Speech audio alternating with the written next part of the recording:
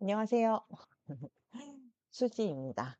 어, 오늘도 또 저를 처음 보시는 분들, 처음 듣는 분들이라고 해야 되겠죠? 계실 수도 있기 때문에, 저에 대한 소개를 간략하게 하고 시작하도록 하겠습니다. 원래 이름이 수지는 아니에요. 근데 약간 이 시간을 여러분들이 그래도 좀 빛나는 지혜의 시간, 그래도 뭔가 하나 수지 맞는 시간으로 얻어가셨으면 좋겠다는 마음으로 제가 저의 닉네임을 수지로 정했습니다. 그리고 사실 실제로 보면 또 수지 닮았습니다. 어느 수지 닮았는지는 여러분들께서 상상하시면 좋을 것 같아요. 이미 에리 프롬의 나를 사랑하는 기술이라고 하는 내레이션 영상은 이제 하나 올려놓은 상태인데요. 이렇게 보시면서 어떤 분들은 그래서 지금 에리 프롬이 얘기했던 이 뭐 시장형 성격, 나를 탄생시킨다라고 하는 건 도대체 어디에서 근원이 있었던 거야라고 하는 부분에 있어서 좀 궁금증을 갖고 있는 분들이 좀 계실 것 같아요. 저는 좀 그런 사람이거든요.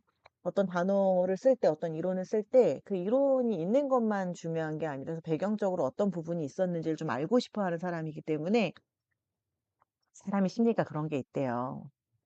약간 사람들이 모두 나 같다고 생각하는 그런 약간 인지적 오류가 있다고 합니다. 그래서 저도 그런 인지적 오류로 이 토크 버전을 하나 더 이제 만들었어요. 그래서 사실은 어떤 게 여러분들에게 더 도움이 되실지 사실 뭐 좀 여쭤보고 싶은데 지금은 구독자분들이 너무 적으시기 때문에 질문을 올리기도 좀 부끄럽습니다. 하지만 꼭 그래도 이걸 듣는 분들이 계시리라 믿고 도움이 또 되시리라 믿고 영상을 한번 또 남겨보도록 하겠습니다. 나를 사랑하는 기술. 여러분들은 나를 잘 사랑하고 있으신가요? 사실은 너무나 당연한 부분인데 때로는 그게 잘 안 될 때가 좀 있는 것 같아요. 에리 프롬이 얘기하는 가장 중요한 핵심 부분 중에 하나가 나를 사랑하고 나를 다시 태어나게 만드는 부분인 것 같아요. 근데 제가 시작은 이렇게 시작을 했어요. 거울 속에 비친 당신은 누구냐? 진짜 너냐? 아니면 상품이냐? 어떻게 보면 대부분의 사회생활을 하는 사람들은 타인들에게 더 잘 선택되는 나로 잘 포장하고 연기하고 살아오고 있을 것 같아요. 저 역시도 사실은 그런 사람들 중에 한 사람이었고, 별다르지 않다고 생각합니다. 다른 분들도. 제가 생각하기에, 저는, 어, 보여지는 일을 하고 있기 때문에 남들에게 더 많이 포장된 모습을 보이고 있다고 생각을 했는데 각각의 위치에서 우리는 다 조금씩은 포장되고 남들이 바라는 모습으로 좀 연출하기도 하고 그렇게 만들어 놓기도 한 것 같더라고요. 에이리 프롬은요, 이런 우리의 이 모습들을 시장형 성격에서 기인했다고 얘기를 합니다. 그리고 이 현대 사회를 아주 거대한 거래소로 보았던 거예요. 그래서 그 안에서 우리가 좀 잘 팔리기 위해서 우리를 상품으로 만들었다고 생각을 한 거죠. 근데 이런 시장형 성격이라고 하는 것이 사실은 단어 그 자체만으로도 시장에 맞는 나를 만들었다라고 하는 직관적 의미로 해석이 되기도 하는데요. 근데 조금 더 에리 프롬에 대해서 잘 이해를 한다면 지금 제가 올려놨던 내레이션 영상이 훨씬 더 마음으로 좀 와닿을 것 같아요. 사실 저는 좀 그랬거든요. 여러분은 어떠세요? 진짜 나와 포장된 나는 되게 싱크로율이 높으신 편이세요? 저는 사실 좀 그런 편은 아닙니다. 정말 남의 눈치 많이 보는 타입이거든요. 근데 요즘은 제가 남의 눈치를 많이 보는 타입이에요 라고 제가 얘기하는 게 요즘 사회에 맞는 제가 애티튜드를 취한 건가? 이런 것에 대한 의문이 좀 있습니다. 에이리 프롬은요, 1900년에 태어나서 80세까지 살았던 독일의 사회심리학자이자 정신분석학자입니다. 이분의 연구는요, 프로이드의 정신분석학과 마르크스의 사회구조를 통합했던 이론이었어요. 그래서 이분이 생각하는 인간의 모습은 개인이 나약해서 불안한 게 아니라 우리가 살고 있는 사회 구조가 개인의 이런 영혼과 인간관계에 계속 영혼을 미치고 있기 때문에 우리가 그렇게 보여지고 있는 것이라고 얘기했던 거죠. 제가 오늘 얘기했던 부분 중에서 좀 핵심적으로 나왔던 부분은 그의 이론 중에서 사회적 성격 부분과 사랑의 기술 요 두 가지 부분, 그리고 소유냐 존재냐 하는 부분이 좀 언급이 됐었습니다. 근데 그 밖에도 자유로부터의 도피라든가 인간의 다섯 가지 욕구, 생명, 사랑, 죽음, 사랑 같은 그 이론들이 있는데, 이걸 한 번에 다 담으려고 하면 너무나 방대할 것 같아서 저는 제 영상에 담았던 부분들을 조금 더 깊이 있게 들어가 보려고 합니다. 그가 얘기했던 이 사회적 성격이라고 하는 부분이 경제 체제나 사회 구조가 그 구성원들의 공통된 성격 구조를 만든다고 하는 이론입니다. 그러니까 예를 들어서 농경 사회는요, 혼자 할 수 있는 것이 별로 없잖아요. 다 같이 농사를 지어야 되고 어떻게 보면 도움을 서로 주고받아야 되는 부분이다 보니까 인내심과 협동심이 사회적 성격 중에 하나였던 거예요. 사실은 농경사회는 오늘 씨를 뿌린다고 해서 내일 바로 저희가 수확을 하는 게 아니잖아요. 일정 시간이 필요하기 때문에 이 인내심이라고 하는 것이 굉장히 중요했던 거죠. 근데 혹시 여러분 그거 아세요? 인내심이라고 하는 것이 우리가 생각하는 그냥 단순한 끈기라고만 보시면 안 되는 게요. 사실은 이제 TCI라고 하는 성격 기질 검사에서 이 인내심을 측정하는 부분이 있어요. 근데 여기에는 어떤 부분들이 포함이 되냐면 그 사람의 체력적인 부분까지도 질문하는 부분이 포함이 됩니다. 그러니까 예를 들어서 나는 어떤 일을 해도 쉽게 지친다, 지치지 않는다가 내 인내심을 발휘하는 부분에 있어서 영향을 미친다는 거예요. 그래서 만약에 체력적으로 좀 이미 좀 붙이는 분들 있잖아요. 그러니까 뭐 나약하다 이런 게 아니라 체력이 조금 떨어지시는 분들은 인내심을 발휘하는 게 체력이 좋은 분들에 비해서는 좀 기능적으로 떨어질 수 있는 가능성이 있다는 거예요. 근데 이제 물론 이걸 이겨설 때가 있죠. 예를 들어서 저희가 사회인으로서 활동을 하는 시기가 되면 내가 사실은 참아낼 수 없는 것들까지도 참아낼 때가 있잖아요. 그건 나의 역할이 있고 내가 수행해야 하는 어떤 또 역시 책임이 있다 보니까 그것에 수행하기 위해서 없던 인내심도 끌어다가 만들어낼 수 있다는 겁니다. 그런데 이게 현대 사회에 와서는요, 조금 달라졌어요. 왜냐하면 농경 사회에서는 시간이 굉장히 필요하고 힘이 굉장히 여러 사람이 힘이 들어가야 되는 구조였지만 현대 사회에서는요, 속도와 효율성이 굉장히 중요해졌잖아요.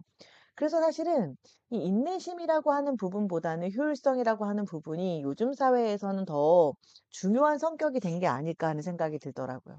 근데 여전히 사실은 이 인내심이라고 하는 부분은 지금도 우리 사회에 있어서 우리가 성공하기 위해서 굉장히 중요한 요인 중에 하나로 이 영향을 미치고 있는 부분이긴 합니다.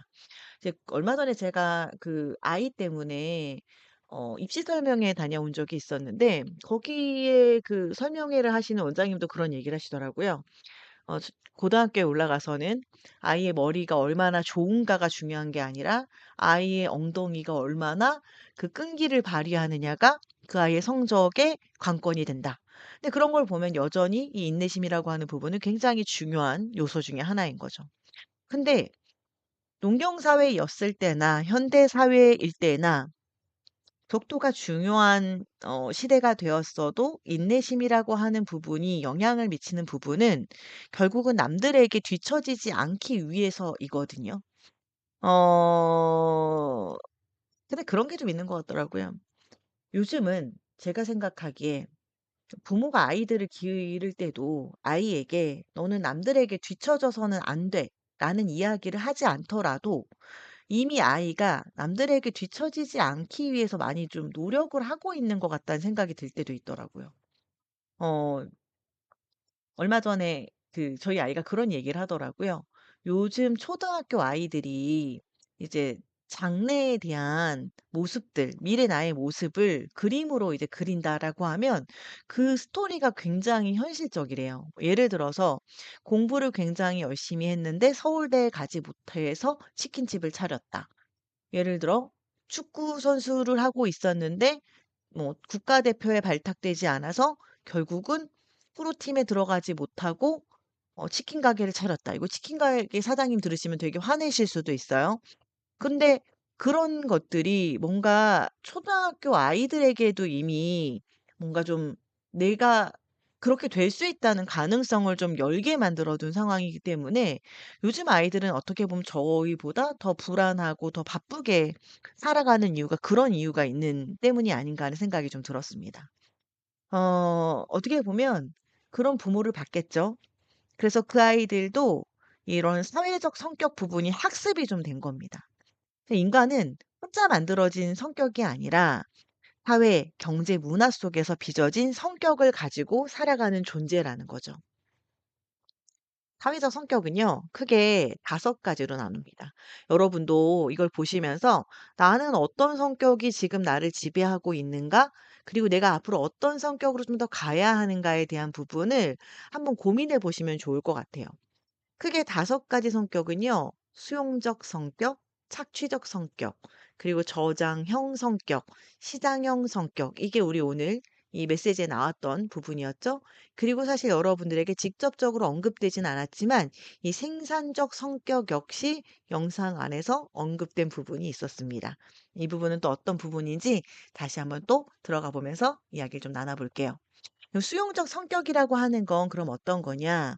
삶에 필요한 가치와 만족이 외부로부터 온다고 믿는 성격이에요. 그러니까 '누가 좀 해 줬으면 좋겠다.' 지식은 누가 알려주길 기다리고요. 기회는 누가 좀 주길 기대하고요. 책임지는 부분에 있어서는 자기 권한이 아니라고 생각하는 거죠. 자율적 판단보다는 타인의 좀 지시에 따르려고 하는 태도가 좀 두드러지고 책임과 선택의 부담을 좀 회피하려는 경향이 좀 나타나는 분들입니다.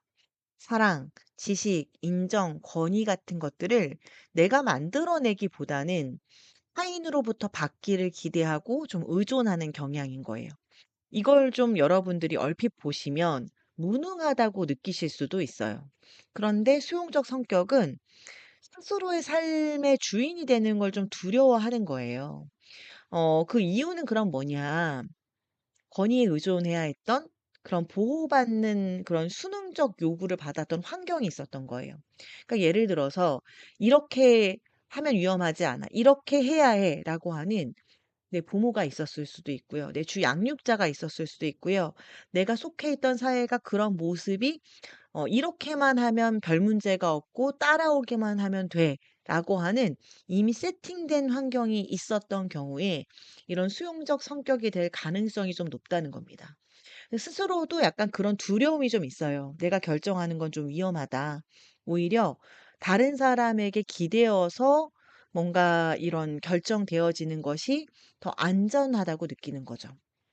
근데 이런 부분이 좀 있는 것 같아요. 모든 부분에 있어서 이런 수용적 성격을 갖고 있는 분들도 있지만 내가 특히 취약한 부분이 있잖아요. 예를 들어서 자녀 양육과 관련된 부분에 있어서만 이게 좀 어려운 분들이 계실 수 있고요. 진로와 관련된 부분만 이게 좀 어려운 분들이 있으실 수 있어요. 그러니까 예를 들어 학습과 관련된 부분에 있어서 나는 내가 선택하고 내가 얻는 것이 넌 너무 잘 되고 있는데 내가 뭔가 일과 관련된 부분들, 뭔가 자녀를 양육하는 부분에 있어서는 내가 더 큰 책임을 느끼고 있기 때문에 다른 사람의 어떤 권위에 내가 조금 더 맡겨지길 원하고 있는 분들도 있으신 거죠. 두 번째 성격은요. 바로 착취적 성격입니다.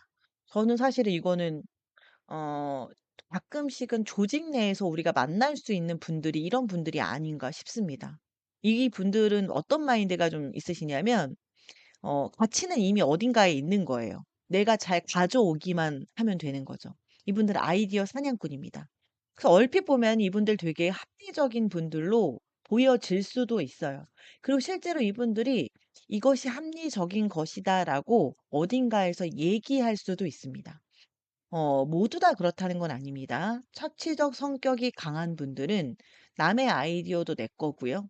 남의 공도 내 거고요. 그리고 남의 감정은 내가 조종할 수 있는 카드예요. 이분들은 타인을 조종하는 것에 굉장히 익숙하고 능숙한 분들입니다. 그래서 다른 사람의 생각이나 감정, 성과 같은 것들을 내 걸로 만드는 그런 권력적이고 기만적인 조작을 통해서 내가 이익을 취하려고 하는 태도가 나타나는 분들이신 거죠. 더러 조직에서 이런 분들을 만날 때가 있죠. 다른 사람에 대한 근본적인 불신이 있어요.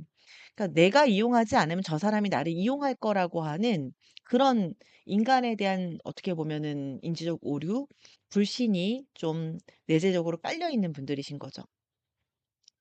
이분들이 만들어지는 이유 중에 하나는요.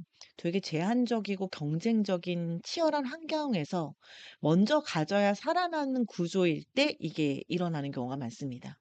이분들은 정직하게 기다리면 오히려 손해를 본다고 생각해요. 그래서 내가 먼저 취해야 되는 거죠. 아직도 제가 기억나는 어떻게 보면 에피소드가 하나 있는데요. 저는 그 남자친구가 한 남자친구를 오래 사귀었던 때가 있었어요. 근데 이제 고등학교 때부터 뭐 군대 갔을 때까지 오래 사귀니까 이 친구는 늘 가난하잖아요. 학생인 시간이 너무 기니까. 근데 어느 날 제 친구가 남자친구에게 되게 좋은 반지를 받아서 자랑을 하는 모습을 봤는데 너무 부러운 거예요. 그래서 제가 "아 너 너무 부럽다. 어떻게 그 반지 너무 예쁜 것 같다." 이랬더니 되게 이 친구가 되게 쿨하게 "너도 받아." 이러더라고요. 그래서 제가 "어 나는 남자친구가 지금 그렇게 돈이 없는데 내가 이걸 어떻게 받아?"라고 얘기를 했더니 그 친구 말 어차피 너에게 쓰지 않으면 다른 데 가서 쓸 거래요. 술을 먹는 데 쓸 거고 옷을 사 입는 데 쓸 거고 본인이 뭔가 쓸 거니까 다른 데 쓸 돈을 그냥 너한테 쓰게 만들면 된다는 거예요. 되게 충격을 받았어요. 그런 생각을 한 번도 해본 적이 없었기 때문에. 근데 제가 이 표현을 썼던 게 그 친구가 완벽한 착취적 성격이어서 예로 제가 들어 드린 게 아니라 역시 제가 반복해서 말씀드리지만 늘 꾸준히 착취적인 성격인 분들도 있지만 어떤 분야에 있어서 착취적 성격이 발동되는 부분들이 좀 따로 있을 수 있다는 거죠. 근데 이분들은 근본적으로 인간에 대한 신뢰가 좀 없는 분들입니다. 이 저장형 성격 이거 좀 제가 약간 좀 뜨끔했습니다. 나중에 쓰려고요. 필요한 것을 스스로 창출하기보다는 이거 지금 음 요건 좀 잘못된 부분이네요. 이분들은 인생 창고형 인간들이에요. 내 거는 쉽게 안 내놔요. 그러니까 돈 안 쓰고요. 감정은 숨기고요. 변화는 좀 위험하다고 생각하는 분들이에요. 약간 저장형 성격이신 분들이 이게 모두 다 그렇다고 볼 수는 없지만 안전을 추구할 확률이 좀 더 높습니다. 그러니까 자극보다는 안전을 더 추구하시는 분들이신 거죠. 이분들은 물질, 감정, 지식, 관계 이 모든 것들을 유지하려고 하는데 되게 강한 집착을 보이시는 분들입니다. 변화, 새로움 이런 것들은 굉장히 이분들에게 위협적이고 어렵다고 느껴지는 부분들이에요. 이 모든 불안의 원천은 그럼 어디서 왔느냐? 상실입니다. 결핍을 반복적으로 경험한 사회에서 변화가 곧 위험이었던 환경에 있었어요. 예를 들어 전쟁을 경험했거나 어릴 때 아주 가난했거나 이분들은 이미 가진 것을 지키면 적어도 무너지지 않는다고 생각하고 새 것을 뭔가 얻으려고 하는 추구를 잘 하지 않으시는 분들이신 거죠. 잃지 않으려다 살아있음을 잃는 분들. 예전에 그런 말이 하나 있었습니다. "아끼다 똥 된다." 그런 유형이신 분들이시죠. 제가 좀 뜨끔했다는 이유가 저 역시도 좀 안정을 추구하는 사람이기 때문에 변화를 시도하는 데 굉장히 많은 어려움이 있었던 것 같아요. 근데 물론 그 어려움 이면에는 좀 완벽함을 추구하려고 했던 또 욕심도 좀 있었겠죠? 근데 이런 부분들이 저를 좀 더 '이건 언제든 쓸 수 있어.'라고 하는 부분에 저로 쪼끔 더 만들려고 많이 노력을 했던 것 같아요. 근데 이게 또 되게 좀 슬픈 건 이런 저장형의 성격을 갖고 있는 만약에 두 사람이 만나면 도전이 되게 어려워질 수도 있겠죠. 이 조직에서도 또 역시 저장형의 리더와 저장형의 만약에 이 구성원이 만나면 새로운 변화가 왔을 때 변화를 시도하는 것도 굉장히 힘들어지고요. 변화를 시도하는 과정도 굉장히 힘들어질 수 있을 것 같아요. 음. "아끼다 똥 뗀다."는 말은 정말 맞는 말인 것 같습니다.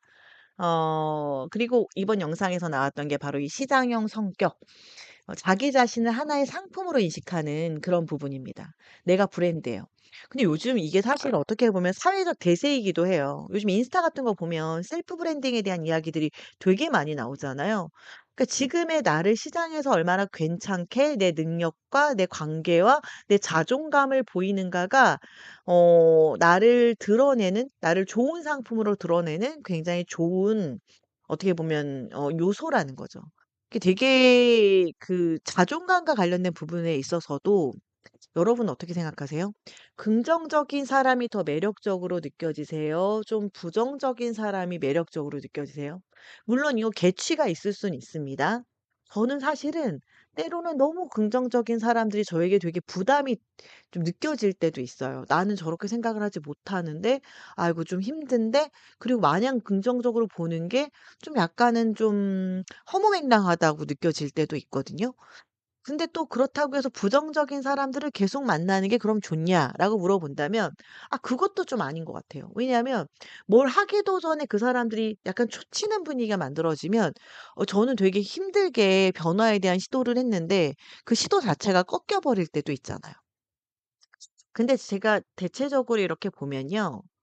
사람들은 아니라고 하지만 긍정적인 사람들에게 좀 더 호의적인 것 같다는 생각을 합니다. 요즘 사회에서는요.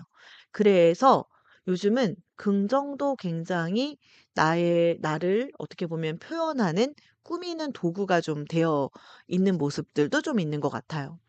나의 내적 가치나 그런 존재 그 자체보다는 타인에게 되게 매력적이고 유용한 모습으로 나를 좀 브랜딩하려고 하는 거죠. 음. 근데 이분들도 사실은 이런 모습을 보이는 건 존재 자체로 인정받지 못한다는 그런 불안이 좀 있는 거죠. 그래서 성과나 평가나 이런 모습들이 내가 교환 가능성을 봤을 때 좀 더 높이 측정될 수 있는 나로 이제 블렌딩을 하는 겁니다. 이분들은 내가 아니라 평가받는 나로 살아야 하는 분들이십니다. 그래서 어떻게 보면은 이런 분들이 요즘 더 많다고 볼 수 있죠. 저는 안정형의 사람인데 시장형의 시대에 살려고 하다 보니까 시장형의 사람들과 발맞추어 저를 표현하고 있는데 망한 것 같아요. 그럼 에이리 프롬이 권하는 가장 괜찮은 좀 제시하는 건강한 성격은 어떤 성격이냐? 바로 생산적 성격입니다. '난 이렇게 살아보고 싶다.' 나는 나를 쓰면서 살아가는 분들이시고요. 사랑을 계산하지 않고 생각을 숨기지 않고 타인을 수단이 아닌 사람으로 만나는 분들. 그래서 이분들은 즉각적인 안전보다 확실한 보상보다 사회적 표준보다 자율성, 책임, 불확실성을 감당해내는 분들이시고요. 이런 분들이 그래서 드문 이유가 저절로 만들어지는 분들이 아니시기 때문이에요. 이분들은요. 성과의 문제가 아니라 인간답게 살아가는 방식을 선택하는 분들입니다. 사회가 길러주는 성격이 아니라 의식적으로 본인이 선택하고 길러내는 태도인 거죠. 얼핏 봐도 굉장히 좀 괜찮아 보이시죠? 이분들은 사랑, 사고, 노동을 능동적으로 수행하시면서 그 존재 중심을 두는 태도를 갖고 있는 분들입니다. 우리 영상 안에서도 이런 부분들이 되게 많이 좀 등장을 합니다. 이 생산형 성격에 대해서는 제가 한 번 더 이야기를 좀 할 예정입니다. 영상 중간에 보면요. 당신이 문득문득 느끼는 원인 모를 공허함과 무력감은 사실 가짜자가 당신의 삶을 가로채고 있다는 당신 영혼의 비명이기도 합니다. 이제 프롬은 당신에게 삶의 방식을 완전히 전환할 것을 제안합니다. 라고 말하면서 소유와 존재라는 두 가지 거대한 양식으로 구분한다. 라고 하는 문장이 드러납니다. 그럼 과연 소유와 존재라고 하는 것은 무엇인가? 물론 영상 안에서 제가 설명했던 부분도 이해하시기 충분하시리라 예상은 됩니다. 근데 이 소유라고 하는 것은 내가 가진 것들에 의해서 내가 정의된다고 믿는 삶의 태도예요. 행복과 가치의 기준을 무엇을 내 것으로 만드는가에 두는 거죠. 여기는 물질적인 재산뿐만이 아니라 내가 얼마나 알고 있는지, 내가 얼마나 어떤 사회적 지위를 가지고 있는지, 그리고 내가 명예가 어느 정도인지, 심지어는 우리 배우자가 어떤 사람인지 내 자녀가 어떤 사람인지까지도 나의 소유물로 간주하는 태도를 보이는 거죠. 근데 이게 저는 사실은 모든 것이 이 케이스 바이 케이스가 좀 있다고 생각하는 사람이에요. 전체적으로도 물론 드러날 수 있지만 순간순간 우리에게 그런 것들이 나타나는 거죠. 예를 들어서 어 자녀를 키울 때도요. 그 자녀가 어느 정도 대학에 가느냐가 내 성적표가 된다고 믿는 부모들이 되게 많잖아요. 그리고 내가 배우자를 선택할 때도 내가 어느 대학을 나온 사람인지, 어떤 직장을 다니는 사람인지, 어느 정도의 재산 상태를 가지고 있는 사람인지가 나를 다시 한번 드러내는 이 도구가 되는 분들도 계시기 때문에 좀 더 좋은 배우자를 만나려고 노력하고 아이들을 더 많이 공부시키려고 노력하기도 하고요.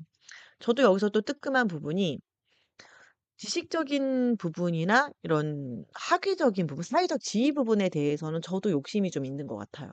그래서 뭐 더 많이 배우려고 노력하는 것도 있고요. 학위적인 부분이라든가 자격증 같은 거 더 많이 따려고도 노력하는 것 같아요. 그게 어떻게 보면 저의 노력을 드러내는 하나의 도구라고 믿는 거죠. 근데 이분들의 그럼 특징은 어떤 게 있냐? 불안, 공격성, 죽은 상태. 아까 영상에서 나왔던 생명의 상태와 죽은 상태, 여기 죽은 상태에 속합니다. 이분들은 소유물은 언제든 사라질 수 있기 때문에 늘 잃어버릴까 봐 불안한 거죠. 저도 그런 것 같아요. 뭘 배웠어요. 근데 그게 그때는 되게 뭔가 핫한 거였어요. 근데 언제든 그게 핫한 게 되지 않을 수 있다는 생각이 드니까 다른 걸 계속 배우려고 하는 거죠.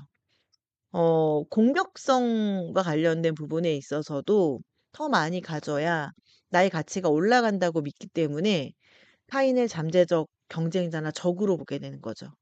그래서 죽은 상태가 되는 겁니다. 소유에 집착할수록 인간 내면은 좀 기계적이고 박제된 상태가 되는 거니까요.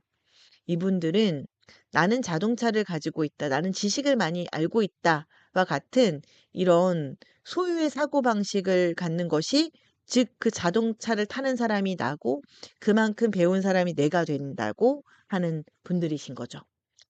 반대로 이 존재와 관련된 양식을 갖고 있는 분들은 나라는 사람 그 자체로 되게 존재하는 분들이시고요. 내 안에 생명력을 발휘하는 것에 가치를 둔 삶의 태도를 두고 있는 분들이에요. 이분들은 소유에 연연하지 않고 지금 이 순간을 온전히 살아가면서 자신의 잠재력을 능동적으로 발휘하는 상태를 유지하는 분들입니다. 이분들의 특징은 자유, 창조성, 공유입니다. 잃어버릴까 봐 이 소유하려고 하시는 분들이 아니라 외부의 변화에 덜 흔들리면서 진짜 심리적 자유를 누리시는 분들이신 거죠. 그리고 좀 단순하게 지식을 저장하는 게 아니라 이분들은 그 대상을 깊이 이해하고 비판적으로 사고하면서 새로운 관계를 맺으려고 하는 분들이에요. 어떻게 보면 저도 지금 이제 지식에 대한 부분에 있어서 '소유하려고 하는 부분에서 창조로 넘어가고 있는 단계다.' 이렇게 조심스럽게 얘기해 보고 싶습니다. 그래서 공유하는 겁니다. 존재는 나눠 가질수록 더 풍요로워지기 지고요. 다른 사람하고 협력하고 사랑을 주는 행위 자체가 기쁨을 얻는 방법이기 때문에 더 많이 공유하시는 분들이신 거죠. 이분들은 지식을 단순히 외우는 게 아니라 그 지식에 의문을 품고 깊이 대화하는 태도, 누군가를 소유하려 하지 않고 그 사람의 성장을 지켜봐 주는 태도가 중요하다고 믿는 분들이에요. 근데 이게 사실 굉장히 당연한 부분인데 생각보다 이게 좀 어렵습니다. 근데 또 어떤 때는요, 어려워서 이게 나타나기도 해요. 예를 들어 예전에 비해 저는 외우는 게 잘 안 됩니다. 제가 지금 이 영상을 이렇게 남기는 이유 중에 하나, 내레이션 영상 같은 거 남기잖아요. 이걸 제가 운전하면서 들으려고 하는 부분도 좀 있어요. 예전에 비해서 저는 기억력이 굉장히 아주 하잘것없어졌어요. 근데 이 하잘것없는 기억력으로 저를 계속해서 써먹으면서 살아야 되는데 '어떻게 하면 이걸 좀 보충할 수 있을까? 보완할 수 있을까?'라고 생각했을 때 제가 하는 방법 중에 하나가 영상을 많이 보는 거거든요. 근데 제가 필요한 딱 맞는 영상이 나오는 건 아니잖아요. 그래서 그때를 대비해서 이렇게 영상을 남겨 두는 겁니다. 근데 이때 영상을 남겨 둘 때 저 말고 다른 분들도 저와 비슷한 고민을 하고 있을 거라고 믿는 거예요. 아까 제가 이게 인지적 오류라고 말씀드렸잖아요. 그래서 '누군가에게 이게 좀 도움이 되지 않을까?' 하는 마음으로 영상을 남기는 부분도 있습니다. 그리고 자식을 키우는 부분에 있어서는 정말 소유하지 않고 성장을 지켜봐 주려는 태도를 유지하는 걸 굉장히 많이 노력을 하고 있습니다. 근데 이거는 여전히 그 노력의 영역인 것 같아요, 저는요. 여기서 이제 드디어 우리 에이리 프롬의 사랑의 기술에 대한 이야기가 나옵니다. 저는 사실 에이리 프롬을 처음 알게 된 게 이 사랑의 기술이었어요. 여기 이 영상을 들으시는 분도 이 사랑의 기술을 통해서 에이리 프롬을 만나신 분들이 저는 또 역시 있을 거라고 추측하고 있습니다. 제가 중학교 때 저희 집에 이 사랑의 기술이라는 책이 저희 집 책장에 꽂혀져 있었는데 제가 그때 첫사랑을 시작하고 저는 이 사랑의 기술이 뭔가 남자를 유혹하는 기술이 있는 그런 책이라고 단단히 오해를 하고 이 책을 펼쳤는데 제가 기대했던 내용이 아니더라고요.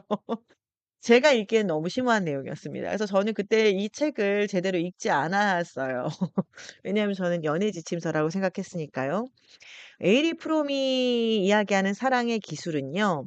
사랑을 인간 존재의 문제를 해결하기 위한 능동적인 능력으로 보고 기술로 정의한 철학서입니다. 이 에이리 프롬은요. 사랑에 저절로 빠지는 우리가 사랑에 빠진다는 그런 표현을 많이 쓰잖아요. 그런 감정이 아니라 음악이나 의학처럼 이론이라고 생각하는 거예요. 그래서 끊임없이 학습하고 연습하는 게 되게 필요한데 여기서 중요한 건 실천을 하는 게 굉장히 중요한 거예요. 내가 사랑하는 감정을 가지고 있다는 것도 중요하지만 사랑을 표현하는 것도 굉장히 중요하다고 생각하는 거죠. 그래서 이분이 또 사랑을 제일 또 잘 어떻게 보면 실천할 수 있는 방법은 그럼 뭐라고 얘기하느냐? 바로 사랑 자체가 최우선 관심사여야만 가능하다는 겁니다. 근데 이걸 그때는 제가 이해를 하지 못했는데 살면서 저도 연애를 좀 하고요. 결혼도 했잖아요. 그러면서 모든 것에 가장 내가 사랑에 있어서 탁월함을 보이는 순간은 그것이 나에게 최우선 관심사일 때 가능하구나 하는 것들을 굉장히 많이 느끼고요. 타인에게 내가 기대했던 모습도 그 사람이 나에게 사랑의 기술을 나를 그리고 그 사랑을 최우선으로 뒀을 때 모습을 기대하고 바라는 것 같다는 생각이 좀 들더라고요. 제가 생각하는 사랑은 수동적 감정이 아니라 능동적 활동이에요. 감정이 아니라 활동이라는 거죠. 그러면서 이 사랑에 대해서 갖고 있는 오해를 지적합니다. 사랑이 이렇게 매력적인 대상을 만났을 때 그냥 저절로 falling in love 하는 게 아니라 이렇게 받는 것, 주는 것이 되게 중요하다는 거예요. 내가 사랑을 주는 주체, 참여하는 그 활동의 주체가 되었을 때 진짜 사랑을 받을 수도 있고 진짜 사랑을 줄 수도 있다는 겁니다. 여기서 사랑을 준다는 것이 또 희생을 한다는 것이 아니라 내 안에 있는 생명력, 기쁨을 그와 함께 공유함으로써 더 풍요로워지는 겁니다. 그래서 진짜 사랑할 수 있는 힘이 있느냐가 중요하다는 거죠. 그가 얘기하는 사랑의 네 가지 핵심 요소는 배려, 책임, 존경, 지식이에요. 저는 여기서 되게 제가 되게 재밌다고 느꼈던 부분은 사랑의 핵심 요소에 지식이 들어갔다는 거예요. 어떻게 보면 배려라고 하는 거는 우리가 생각하는 사랑의 모습과 굉장히 비슷하지 않나요? 뭔가 좀 응원하고 지지하고 따뜻하게 살펴봐 주고요. 그리고 성숙해질수록 저희가 사실은 사랑에 대해서 책임을 지려고 많이 노력을 하잖아요. 그리고 어느 순간부터 내가 사랑할 대상이 뭔가 존경스러운 사람이면 좋겠다는 생각을 하고요. 나도 그 사람에 있어서 뭔가 존경받는 존재가 되기 위해서 노력을 한단 말이에요. 이거는 어떻게 보면 제가 생각하는 사랑의 상식 범위 안에 들어가 있었는데 이게 되게 저는 낯설었던 게 지식이라는 부분이 저는 좀 낯설었던 것 같아요. 근데 이게 진짜 낯설기는 하지만 사랑을 거듭할수록 이게 진짜 필요하다는 생각도 또 역시 했던 것 같아요. 상대방의 겉모습이 아니라 그 사람의 내면에 대해서 깊이 이해하는 지식이 필요한 거예요. 상대방이 왜 화가 났는지 뭘 두려워하는지를 진짜 파악을 해야지 진짜 배려랑 진짜 존경이 가능해지는 거죠. 우리 옛날에 광고들 중에서도 그런 광고가 있었잖아요. 좋아하는 걸 해 주는 게 사랑이 아니라 싫어하는 걸 하지 않는 게 사랑이다. 근데 물론 저는 그 둘 모두 다 사랑이라고 생각합니다. 그런데 그 모든 과정이 어떻게 보면 상대방에 대한 지식을 쌓는 거라는 거죠. 이 사람이 생각했던 사랑의 대상도 저는 되게 좀 좋았던 것 같아요. 여기서 특히 저가 좋았던 부분은 자기애와 관련된 부분이었습니다. 내가 나를 사랑하는 게 어떻게 보면 이기주의라고 이렇게 오해하시는 분들이 계실 수도 있겠지만 프롬은요. 자기를 사랑하지 못하는 사람은 다른 사람도 사랑할 수 없다고 얘기해요. 내가 인류의 기원이기 때문에 인간을 사랑한다는 건 결국 나를 사랑한다는 게 되어야 한다는 거죠. 근데 조금 다르게 이제 풀이가 된 것이 형제라고 하는 것은 연대감을 의미합니다. 특정 인만 사랑하는 게 아니라 모든 사람에게 어떻게 보면 확 이게 뭔가 연대감을 좀 주는 거죠. 그리고 신에 대한 사랑, 종교적 사랑도 포함이 된다는 부분 기억해 주시면 좋을 것 같은데 우리가 생각하는 사랑은 왠지 에로스적인 사랑이나 또 어떻게 보면 부모님이실 경우에는 모성애적 사랑이 좀 더 많지 않을까 싶어요.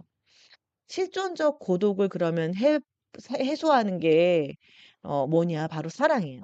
인간은 어머니 태중에서 분리된 존재로 살아가잖아요. 태어나는 그 순간부터 우리는 고독한 거예요. 엄마의 뱃속에 있다가 태어나는 순간 분리가 되면서 우리는 개별적 존재가 되는 동시에 고독과 공포를 느낀다는 거죠. '내가 다른 사람하고 연결되어 있지 않다.'라고 하는 부분이 어떤 누군가에게서는 내가 어디서 왔는지, 내가 누구인지, 내가 어디로 가야 하는지에 대한 고독과 공포, 고립감을 줄 수 있는 그런 요소라고 하는 겁니다. 이런 고립감을 해결하기 위해서 사람들이 술도 마시고 마약도 하고 쾌락을 즐긴다고 생각했던 거예요. 어떻게 보면 두려워서 선택하는 거죠. 근데 이런 두려움에 일시적으로 선택됐던 것들은 해결 방법이 완전하지 않다는 거예요. 그래서 이 완전한 해결을 위해서는 사랑의 결합이 굉장히 중요하고 이 사랑의 결합에 있어서는 내 개별성을 유지하면서 둘이 각자 있을 때 자기 자신이 되는 관계가 되게 중요하다고 얘기해요. 저는 이 부분에 있어서 완벽하게 공감합니다. 음. 저는 사실은 이렇게 남편하고 사이가 좀 좋은 편이에요.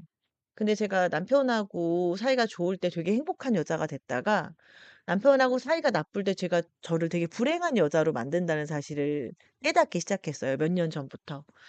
그래서 제가 하기 시작했던 것 중에 하나가 뭐냐면 저희는 두 부부가 모두 다 캠핑을 좋아하는데 이전엔 저희가 캠핑을 가면 이 캠핑 세팅을 할 때 역할이 좀 있었어요. 메인으로 남편이 텐트를 치고 제가 보조를 하고 메인으로 남편이 타프를 치고 제가 보조를 하고 그리고 이제 그밖에 살림살이 같은 것들을 제가 이제 세팅을 하는 거죠. 근데 어느 날 제가 문득 어떤 생각이 들었냐면 '아 나는 캠핑을 되게 좋아하는데 내가 남편하고 싸우면 저 캠핑을 가지 못하겠구나.'라는 생각을 하면서부터는 저는 혼자서 텐트를 치기 시작했고요. 혼자서 타프를 치기 시작했어요. 그 이유는 그 사람하고 함께 했을 때 행복한 것은 너무 좋지만 그 사람과 함께하지 못했을 때 불행함을 느끼는 건 건강하지 않은 거란 생각을 했기 때문이에요. 근데 에리 프롬도 똑같은 생각을 했다는 게 저는 되게 이해가 갔습니다. 결국 사실은 인간들은요. 연결되지 않았음이 가장 큰 공포일 수도 있다는 생각을 에이리 프롬은 했던 것 같아요. 그래서 잘 연결되기 위해서는 사랑의 기술을 연마하는 게 필요한데 교류가 훈련이 필요하고요. 역시 좀 인내가 필요하고 집중이 필요합니다. 그리고 겸손해야죠. 그리고 나를 사랑하면서 서로에게 믿음을 가질 수 있는 이 모든 것들이 필요하다고 얘기했던 게 사랑의 기술입니다. 그러니까 어떻게 보면 사랑에 빠지는 게 아니라고 했던 것과 완전히 연결이 되죠. 사랑이 기분이나 순간적인 감정이 아니라 반복해서 연습해야 하는 활동이기 때문에 교육과 훈련이 필요하다는 거예요. 감정이 약해졌을 때도 관계를 유지하려고 하는 노력이 필요하고요. 우리가 이런 의리라고 많이 표현을 하잖아요. 귀찮거나 불편할 때도 존중과 책임을 포기하지 않는 태도를 보여야 해요. 가만히 생각해 보면 다툼이 있었을 때 그 사람이 나를 사랑하지 않는다. 라고 느끼는 포인트가 "널 사랑하지 않아."라고 얘기하는 게 아니라 저를 대하는 태도가 소홀해졌다고 느낄 때 그런 걸 좀 느끼게 되는 것 같더라고요. 그리고 좀 인내가 필요하죠. 즉각적으로 만족이나 보상을 주지 않아도 성숙한 관계를 위해서 좀 견디는 것도 필요하고요. 좀 불완전하게 있는 모습들도 우리가 사랑할 수 있어야 되는 거예요. 뭔가 물질적으로도 그런 부분이 좀 필요한 거죠. 그래서 상대하고 있을 때 좀 더 집중하고 관계를 유지하려고 하는 이 주의를 기울이는 능력이 필요하다는 겁니다. 그래서 약간 겸손해져야 돼요. 모든 사랑 앞에서. 저는 사랑 앞에서 너무 거만하면 실패할 수 있다고 생각합니다. 역시 또 그랬던 경험이 있습니다. 저 사람이 나를 사랑하는 게 너무 당연하고 내가 저 사람을 좀 덜 사랑하는 게 또 너무 당연하다고 여기는 건요. 오래가기 힘듭니다. 어떤 분들은 더 사랑하는 사람이 꼭 존재해야 된다고 얘기하지만 에리 프롬의 이론에 따르면 서로가 서로를 위한 노력과 훈련이 필요하기 때문에 더 사랑하고 덜 사랑하고는 필요하지 않아요. 그런데 내 가치를 파괴하면서 그 사랑을 유지하는 건 굉장히 위험합니다. 나를 너무 사랑해서 너무 이기적으로 자기애를 보이는 것은 좋지 않지만 나를 상실하면서까지 다른 사람을 사랑하는 건 좋지 않은 거죠. 그래서 약간 믿음이 필요합니다. 이런 종교적 신념이 아니라 관계 안에서의 신뢰가 굉장히 중요하다는 거죠. 근데 이거는 뭐 두 번 말할 것도 없는 것 같아요. 여러분들도 똑같이 신뢰롭지 않은 인간을 사랑하기는 어려울 거니까요. 그래서 사랑을 삶의 중심에 두는 태도 굉장히 중요합니다. 아까 사랑이 내 삶에 있어서 중요한 위치에 있을 때 보였던 그 사람의 사랑과 그렇지 않을 때 느꼈던 사랑이 다를 수 있다고 얘기했던 부분은 여기에서 좀 기인된 부분이 있습니다. 결론은 사랑의 기술이란 훈련과 교육을 통해서 길러지고 인내와 집중으로 유지되면서 객관성, 자기의 믿음을 바탕으로 삶의 중심 가치로 선택될 때 가능해지는 역량이다, 능력이다. 이거 기억해 주시면 좋을 것 같아요. 영상의 제목도 사실은 이걸로 하려다가 너무 길어가지고 못했는데 우리 프롬이 인류에게 남긴 가장 위대한 문장이 "인간의 주요 임무는 자기 자신을 탄생시키는 것이다." 라고 이야기했잖아요. 생물학적으로는 한 번 태어나지만 사회적 압력을 뚫고 진짜 나로 태어나는 과정이 우리에게 필요하다는 거죠. 생산적 성격에 대한 부분이 바로 여기에 속하는 거예요. 근데 여기에서 생산적 성격이 드문 이유가 저절로 만들어지지 않고 내가 의식하고 의도하고 결단하는 모습이 필요하기 때문에 어렵다고 말씀을 드렸잖아요. 모든 삶은 불확실해요. 근데 그 안에서 나답게 내가 책임져야 될 부분이 있다면 그걸 내가 능동적으로 수행하면서 내가 존재 자체에 내가 중심을 두고 내가 살아간다면 좀 더 내가 생산적인 내가 될 수 있는 거죠. 이 프롬이 생각한 이 생산적 인간은요. 스스로 태어나는 존재입니다. 여러분도 여러분 스스로 태어나는 여러분이셨으면 좋겠어요. 그리고 가짜의 나도 여러분들이 너무 미워하지 않으셨으면 좋겠습니다. 저는 사실 이 영상을 만들 무렵에 가짜의 내가 너무 근사하지 않아서 화가 많이 났었어요. '왜 나는 좀 근사하게 나의 가짜의 나를 만들지 못했을까? 가짜의 나의 모습조차도 나는 진짜의 모습과 너무 오버랩이 되어 있을까? 진짜의 나의 모습에 내가 만족하지 못하고 있는 건 아니었을까?' 근데 문득 가짜의 내가 없었다면 진짜의 내가 그렇게 혼자 고민하고 고뇌하고 생각하는 내가 없었다면 제가 지금까지 이 일을 한 지 18 년이 됐는데 18 년을 못 버텼을 수도 있겠다. 그런 생각이 좀 들더라고요. 그래서 사실은 고생했다고 얘기하고 싶습니다. 그리고 진짜 좀 건강한 나로 다시 태어나기 위해 노력을 좀 해볼 것 같아요. 생산적인 나. 다시 태어난다기보다는 어쩌면 건강하지 않은 모습의 나도 진짜 나기 때문에 그 나를 잘 받아들이면서 지금까지처럼 그 모습을 생산적인 나로 잘 발휘하면서 살려고 또 노력을 해야 될 것 같습니다. 44분 정도 영상이 되어 가고 있는데 이 영상을 여러분들이 꼭 들으셨으면 좋겠다는 마음을 담으면서 영상을 마무리해 보도록 하겠습니다. 오늘도 여러분들에게 수지 맞는 시간이 되셨길 바라면서 다음 시간에 다시 또 찾아뵙도록 할게요. 혹시 이 영상을 끝까지 들으셨다 하시는 분들은 내레이션 버전이 좋은지 토크 버전이 좋은지도 한번 남겨주시면 좋을 것 같습니다. 그러면 다시 뵙는 그때까지 안녕!